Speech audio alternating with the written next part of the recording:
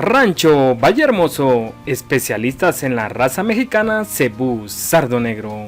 Se pone a tus órdenes con venta permanente de ejemplares Sardo Negro, especializados para el trópico mexicano.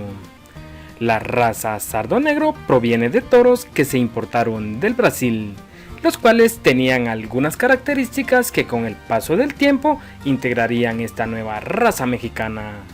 La raza Cebú Sardo Negro se caracteriza por su color blanco con manchas negras en el cuerpo y el tono oscuro en la cabeza, orejas y extremidades. Rancho Vallehermoso, ubicados en Tonalá, Chiapas, México. En la descripción del video te dejaremos los datos de contacto. Por favor, suscríbete al canal y dale al botón de me gusta. Gracias por vernos.